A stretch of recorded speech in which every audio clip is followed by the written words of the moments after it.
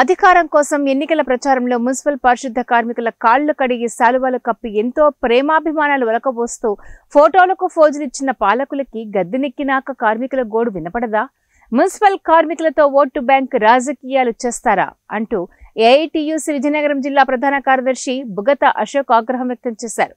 సోమవారం ఉదయం AP municipal workers union ఆధ్వర్యంలో యూనియన్ జిల్లా అధ్యక్షులు ఎస్ రంగరాజు నేతృత్వంలో విజయనగరంలో మున్సిపల్ కార్పొరేషన్ కార్యాలయం ముందు నిరసన ధర్నా చేపట్టి అక్కడి నుంచి గంట స్తంభం వరకు నిరసన ర్యాలీ నిర్వహించారు. మానవహారం నిర్వహించి మరలా అక్కడి నుంచి మున్సిపల్ కార్యాలయానికి చేరుకొని అసిస్టెంట్ కమిషనర్కి వినతిపత్రం అందజేశారు.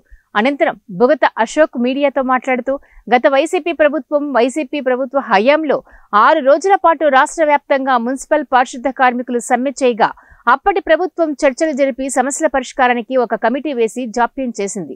కాబట్టి కూటమి ప్రభుత్వం అధికారంలోకి రాగానే మున్సిపల్ కార్మికుల సమస్యల పరిష్కారం చేసి న్యాయం చేస్తామని చంద్రబాబు నాయుడు హామీ ఇచ్చి 8 మాసాలు గడిచినా ఆ హామీలు ఎక్కడ వేసిన గొంగలి అక్కడే అన్న చందంగా ఉందని విమర్శించారు. కాంట్రాక్ట్ అవుట్ సోర్సింగ్ కార్మికులను పర్మనెంట్ చెయ్యాలని అడిగే ప్రభుత్వం అప్కోస్ అని అవుట్ సోర్సింగ్ సంస్థను తెచ్చారని అన్నారు. అదేదో గుడ్డి మెల్ల అన్నట్టుగా సమయానికి జీతాలు చెల్లిస్తుందిలే అని అనుకుంటున్న సమయంలో కూటమి ప్రభుత్వం ఇప్పుడు అప్కోస్ను రద్దు చేసి కమిషన్లకు కక్కుర్తిపడి ప్రైవేటు కాంట్రాక్ట్ ఏజెన్సీల కోరలకి మున్సిపల్ పారిశుద్ధ కార్మికులను బలి చేస్తారా అంటూ మండిపడ్డారు. ప్రభుత్వాలు మారుతున్న ప్రతిసారి ఇష్టానుసారంగా కార్మిక వ్యతిరేక సంస్కరణలు చేసి కార్మికుల జీవితాలతో చెలగాటమాడటం దుర్మార్గమని ఆగ్రహం వ్యక్తం చేశారు. ఇప్పటికైనా మున్సిపల్ పారిశుద్ధ కార్మికుల సమస్యల పరిష్కారం చేయడానికి కూటమి ప్రభుత్వం ప్రజాప్రతినిధులు చిత్తశుద్ధితో ఆలోచన చేయకపోతే సమస్యల పరిష్కారం కోసం ఏఐటీయూసీ దశల వారీగా పోరాటాలు చేస్తుందని అశోక్ ఘాటుగా హెచ్చరించారు. ఈయన కూడా భుజాల మీద చేతులేసుకొని కార్మికులతో అడుగులేశారు.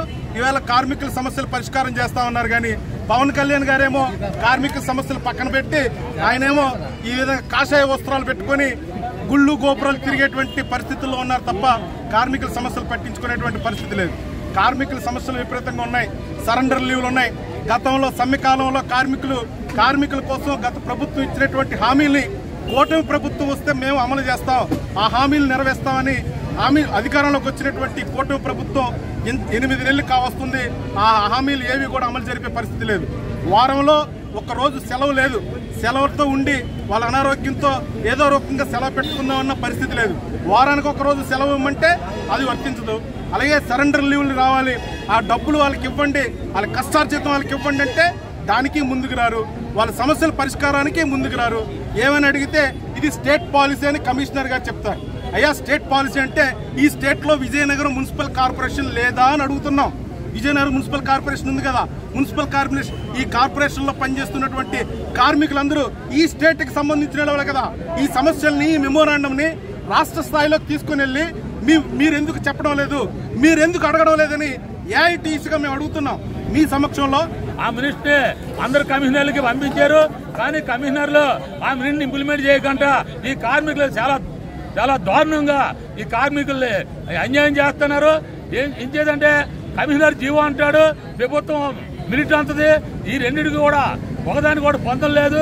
దాని మీద కార్మికుడు చాలా ఇబ్బంది పడి చాలా నష్టపోతున్నాడు. అవుట్ సోర్సింగ్ విధానం ఇన్నాళ్ళు కూడా ఆప్కాస్కి ఇచ్చారు.